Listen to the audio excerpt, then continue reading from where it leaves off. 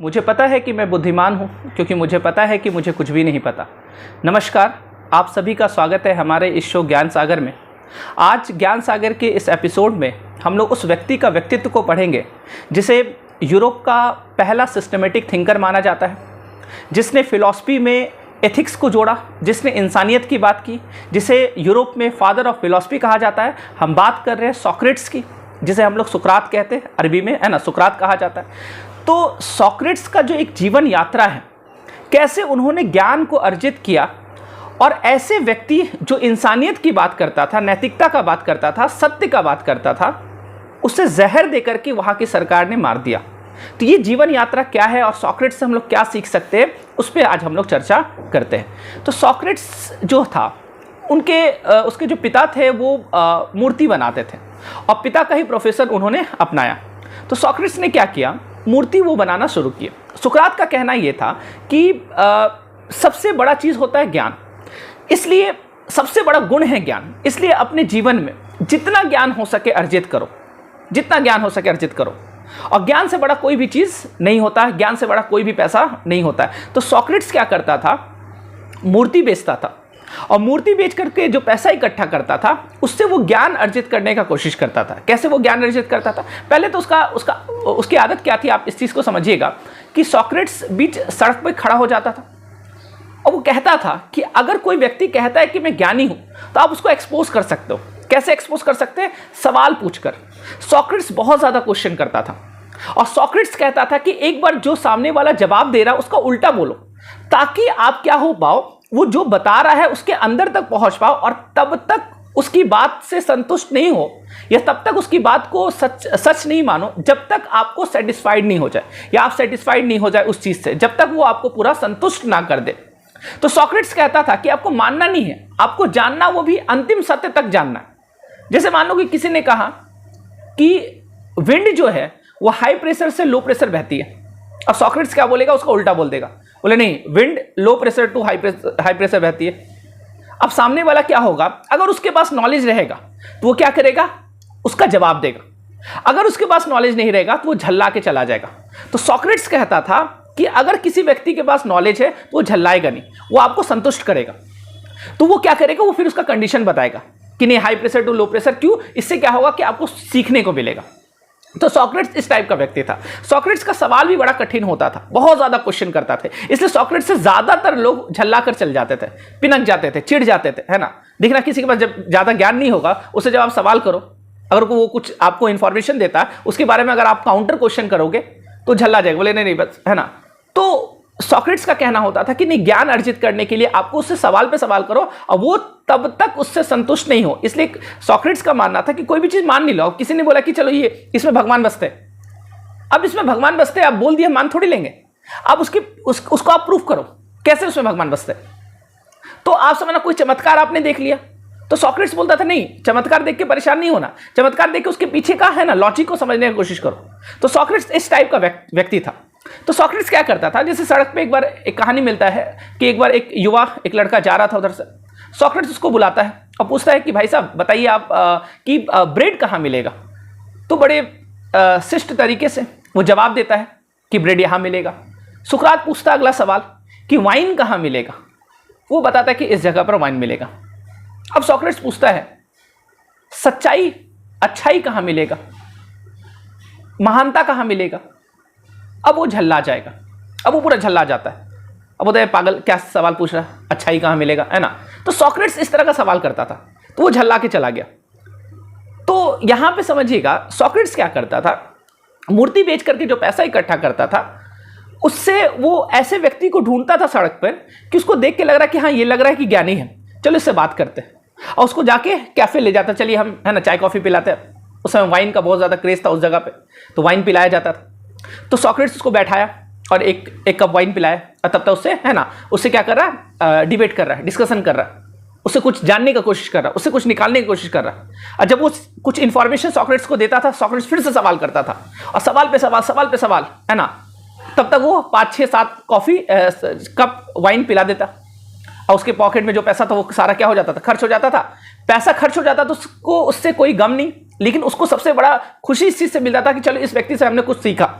वो ज्ञान अर्जित किया। तो वो ऐसे करके उसका तरीका ये था ज्ञान अर्जित करने का। अच्छा, सोक्रेटिस जब घर जाता था तो उनकी वाइफ चिल्लाती थी उन पे। उनकी वाइफ बोलती थी कि दूसरे के लोग आते हैं घर तो फूड लेकर आते, अनाज लेकर के आते हैं, फल लेकर के आते हैं, पैसे लेकर के आते हैं। आप क्या लेकर के आते हैं? आप भूख लेकर के आते हैं, गरीबी लेकर के आते हैं, परेशानी लेकर के आते हैं। तो सोक्रेटिस बोलता था कि तुम गर्व करो, है ना, कि तुम सुकरात की, है ना, मतलब सोक्रेटिस की वाइफ हो, इस चीज पे ही तुम गर्व करो। अगर हम भूखा भी रहेंगे लेकिन देखो समाज में मेरा इज्जत कितना है, मान सम्मान कितना है। तो सोक्रेटिस ने अपने शिष्यों को भी यही सिखाया कि ज्ञान अर्जित करो, जब तक जीवित है तब तक जितना ज्यादा से ज्यादा हो सकता है ज्ञान अर्जित करो। कभी भी कोई उम्र नहीं होता ज्ञान का। अब देखो उनके शिष्यों ने, अब उनके शिष्य में भी बड़ा बड़ा नाम है। आपने प्लेटो का नाम सुना होगा। प्लेटो किसके शिष्य थे? सुकरात के, सोक्रेटिस के शिष्य थे। प्लेटो कितने बड़े, है ना, फिलोसफर बने। प्लेटो के शिष्य आगे चलकर अरस्तु। तो आप देख रहे एक, है ना, पूरा जनरेशन चल रहा है ना, ज्ञान का। तो आप यहां पे समझना होता क्या है कि सोक्रेटिस के जो शिष्य थे वो गुरुजी से एक कदम और आगे ही बढ़ गए। अब वो क्या करने लगे, क्योंकि उनके गुरुजी मतलब सोक्रेटिस ने सिखाया है। हाँ, सोक्रेटिस ने एक चीज और सिखाया था कि जो मूर्ख व्यक्ति है उसको प्रणाम मत करो, उसका पैर मत छू, उसको सलाम मत करो। सोक्रेटिस कहता था झुको उसके सामने जो ज्ञानी व्यक्ति है, मूर्ख के सामने नहीं झुको, नहीं तो तुम्हारा आत्मा मर जाएगा। तो मूर्ख के सामने तुमको झुकना नहीं है। तो अब उसके शिष्यों ने क्या किया, ढूंढना शुरू किया कि कोई ज्ञानी व्यक्ति मिले तो उससे कुछ सीखेंगे, जैसा सोक्रेटिस सीखता था, और कोई मूर्ख व्यक्ति तो उसका वो उपहास उड़ाता था। तो शिष्य एक कदम आगे चल जाते थे। तो शिष्यों ने क्या किया, एक बार क्या एक कहानी मिलता है, एक जज थे। उस टाइम में जज, एथेंस में जो जज बनाए जाते थे वो क्वालिफिकेशन के आधार पर नहीं होते थे, वो कोई एग्जाम क्रैक करके नहीं जाते थे। वो ऐसे व्यक्ति को बनाया जाता था जो आर्गुमेंट बहुत ज्यादा कर सकता है और कैसे भी अपना बात को सिद्ध कर देता था। तो जिसमें इस तरह का कला होता था उस व्यक्ति को जज बना दिया जाता था। वो भले पढ़ा लिखा हो या नहीं, है ना, वो भले स्कूल का शकल देखा या ना देखा, उससे कोई मतलब नहीं होता था। तो ऐसे लोगों को जज बना दिया जाता था। एक बार कहानी ये मिलता है कि सोक्रेटिस के शिष्य ने एक जज को पकड़ा और जज को बोला चलिए चलिए कैफे चलिए, लेके गया वहां पे उनको, है ना, बोले कि चलिए आपको हम लोग, है ना, खिलाते पिलाते हैं। अब सोक्रेटिस के शिष्य ने पूछा जज साहब से, अच्छा जज साहब आप बताइए मर्डर का क्या परिभाषा है? तो जज साहब बोले कि ये तो बच्चे वाला क्वेश्चन तुम पूछा, मर्डर का क्या परिभाषा है? एक इंसान ने दूसरा इंसान को मार दिया, इसी को मर्डर बोलते हैं। तो उनके शिष्यों ने कहा अच्छा जज साहब, एक इंसान दूसरे इंसान को मारता है उसको अगर मर्डर बोलते तो जो बॉर्डर पे खड़ा आर्मी है, सोल्जर जो है, जो सैनिक है हमारा, वो दुश्मनों को जब मारता है वो भी इंसान को ही मार रहा है, तो क्या आप उसको मर्डर की श्रेणी में रखेंगे? क्या आप उसको फांसी के फंदे पर लटका दोगे? अब जज साहब का दिमाग चकरा गया। जज साहब बोले कि इस तरह से तो आज तक हमको कोई, है ना, पूछा ही नहीं था। तो जज साहब थोड़ा सोचने के बाद बोले कि नहीं, अगर किसी व्यक्ति को पीस में मारा जाता है, नॉट इन वॉर, युद्ध में नहीं, अगर किसी व्यक्ति को शांति में मारा जाता है तो फिर उसको मर्डर कहा जाएगा। तो उनके शिष्यों ने कहा सोक्रेटिस के कि अच्छा जज साहब आपने तो थोड़ा सुधारा, अच्छा सुधारा, अच्छी बात है, लेकिन एक बात बताइए, जो डॉक्टर होता है उसके हाथ से कोई मरीज मर जाता है, या जो जल्लाद होता है ना, जो गर्दन काटता है किसी का, तो वो भी तो पीस में ही काट रहा है, या डॉक्टर साहब से भी तो पीस में ही मरा, तो उसको क्या बोला जाएगा? अब जज साहब झल्ला गए, बोले पागल हो गया तुम लोग, है ना, क्या क्या पूछ रहा, कौन इस तरह का तुमको बताया इस तरह का सवाल करने के लिए? तो बोले मेरे गुरुजी, है ना, सोक्रेटिस, है ना, उन्होंने सिखाया है कि मूर्ख के सामने नहीं झुकना, तो तुम्हारे सामने हम लोग झुकेंगे नहीं, तुम मूर्ख हो, है ना, ऐसे करके वो फांस उड़ा देते थे। एक बार ऐसे एक कथा मिलता है, उस समय वहां के राजा थे, वो आपने सिकंदर का नाम सुना होगा, अलेक्जेंडर। तो अलेक्जेंडर के पिता जो थे फिलिप, तो फिलिप वहां के राजा थे।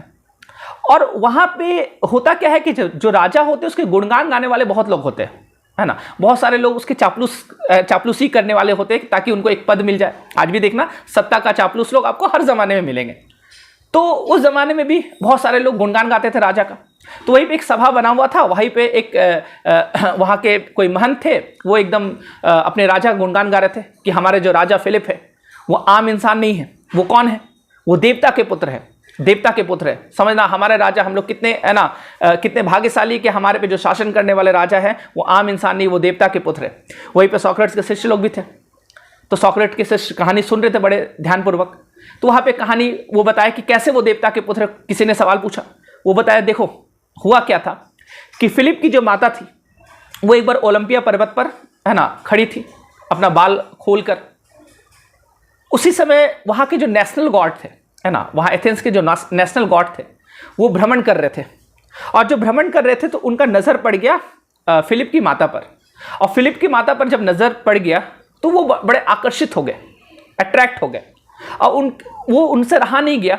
फिर वो क्या करते, सांप का रूप ले लेते, स्नेक का, और सांप का रूप लेकर के फिलिप की माता के शरीर पर लिपट जाते और उनसे संभोग कर लेते, और उससे जन्म होता है किसका, उससे जन्म होता है फिलिप का। तो वो किसका पुत्र हो गया, देवता का पुत्र।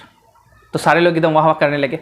लेकिन सॉक्रेटिस के शिष्य ने बोला कि नहीं, कि ऐसे तुम्हारा देवता, तुम्हारा नेशनल गॉड ऐसा है, ऐसा करप्ट है, तो हम ऐसा करप्ट के सामने हाथ नहीं जोड़ेंगे, क्योंकि ऐसा करप्ट भगवान नहीं हो सकता, उसको हम भगवान नहीं मानते।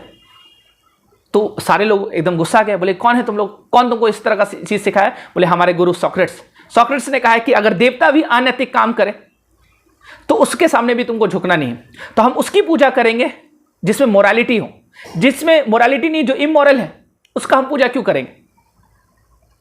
तो यहां पे अब क्या होता है कि उनके शिष्यों ने इतना ज्यादा ये किया, है ना, पूरा एथेंस में फैलने लगा, और सरकार के कान में ये गया कि सुकरात जो है वो क्या कर रहा है, युवा पीढ़ी को पूरा बर्बाद कर रहा है, युवा पीढ़ी को पूरा करप्ट बना रहा है।